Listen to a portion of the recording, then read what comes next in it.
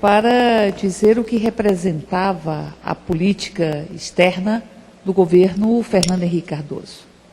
Porque aqui o meu antecessor, a pessoa que me antecedeu na fala, dizia de forma muito clara que há uma política externa caótica aqui no Brasil.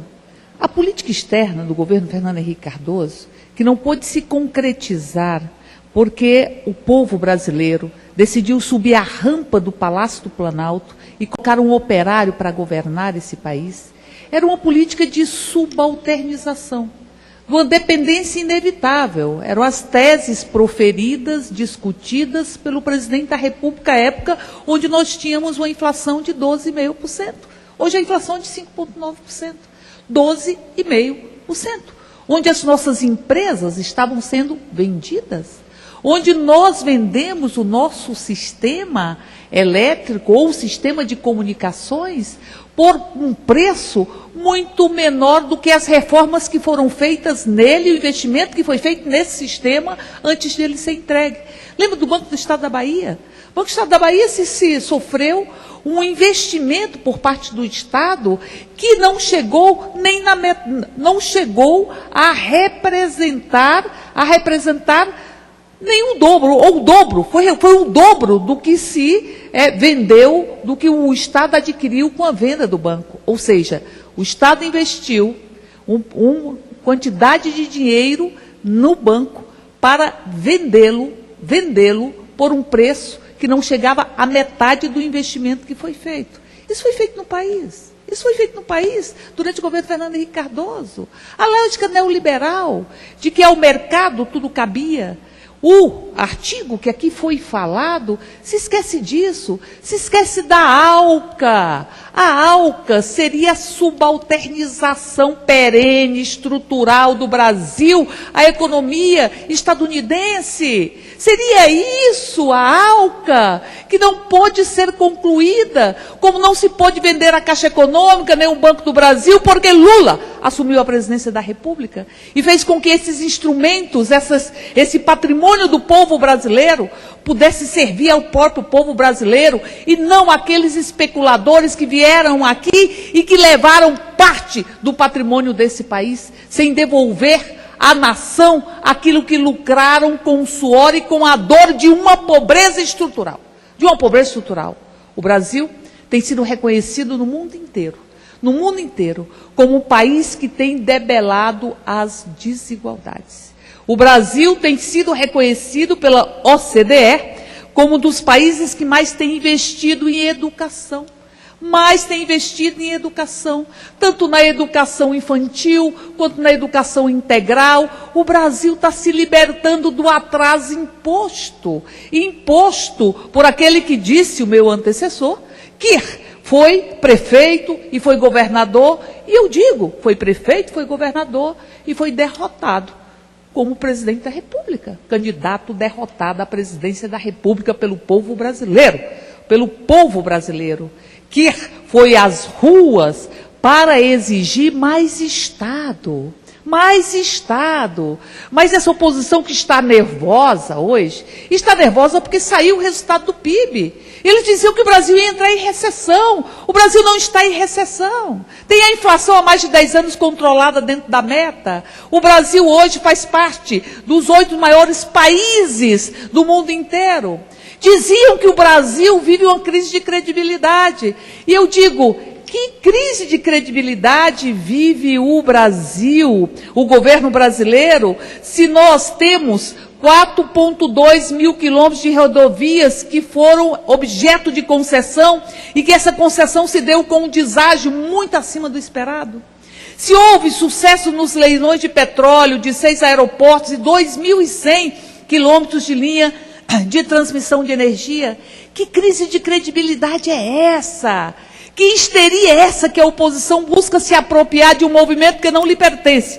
O movimento das ruas em junho exigia Estado, exigia educação, exigia saúde, exigia mobilidade urbana e exigia uma representação política que estivesse coadunada com a própria população. Era isso que dizia o movimento nas ruas. Quem são esses que buscam dizer, porque não tem base social, buscam dizer que estes movimentos defendem os seus objetivos e as suas bandeiras, uma oposição que busca bandeira em qualquer canto, que busca desconstruir um programa como o Mais Médico aprovado pela população, porque não tem bandeiras, porque o seu projeto político foi derrotado por 3 vezes pelo povo brasileiro, que quer continuar deixando a fome para trás, que quer continuar investindo em educação, que quer continuar com a Petrobras, que seria privatizada se o povo brasileiro não tivesse feito uma revolução silenciosa com a ponta dos seus dedos, com o seu próprio sonho, elegendo Luiz Inácio Lula da Silva. E digo isso porque o Brasil tem um programa de logística de 305 bilhões, e a Petrobras, que aqui foi questionada, investe 236 bilhões de dólares. 236 bilhões para dobrar a sua produção até 2020. Nós vamos estar entre os 6 maiores produtores de petróleo do mundo. Essa Petrobras, que alguns que hoje vociferam e que tentam de toda sorte, criar um clima de insegurança nesse país, queriam privatizadas e não fazendo parte do patrimônio do povo brasileiro. Portanto, é preciso discutir com números, é preciso discutir de forma concreta. Alguns que dizem a inflação está voltando e se esquecem que a inflação era 12,5%. Alguns que dizem, olha a taxa de juros que está crescendo e se esquecem de quanto era a taxa de juros durante o governo Fernando Henrique Cardoso. Quanto nós lutamos para fazer com que o princípio ou o ditame constitucional dos juros de 12% ao ano pudesse ser uma realidade nesse país. Por isso eu digo que é preciso que as pessoas mostrem resultados concretos da experiência que tiveram neste país, governando, eu não diria só por 8 anos, governando por séculos. Por séculos governaram, e governaram para manter uma elite e manter um fosso social, como se a fome fosse natural, como se a pobreza fosse natural, como se todos os seres humanos não tivessem direitos. Esses que vêm aqui que querem acabar com os ministérios, mas não é qualquer ministério, é um ministério que defende política para as mulheres. Estamos perto do Dia Internacional das Mulheres, e sabemos que a democracia nesse país depende da igualdade de direito entre homens e mulheres, depende de nós rompermos todas as amarras que fazem uma despersonalização concreta a partir da violência doméstica a tantas mulheres desse país. Esse ministério eles querem tirar? Querem eliminar o Ministério dos Direitos Humanos, a Secretaria de Direitos Humanos, a Secretaria de Igualdade Social, de Igualdade Racial. Ministérios que buscam construir um país de iguais, onde não haja dor em ser negro, onde não haja dor em ser mulher. Aqui no Distrito Federal, nós estamos tendo 11 denúncias por mês no Disque Racismo, e recentemente tivemos pessoas que foram destratadas, subalternizadas, desumanizadas, porque carregam a condição de serem afrodescendentes, que é uma condição da nossa brasilidade. Nós não vamos reconhecer a nossa brasilidade se não reconhecermos a nossa africanidade.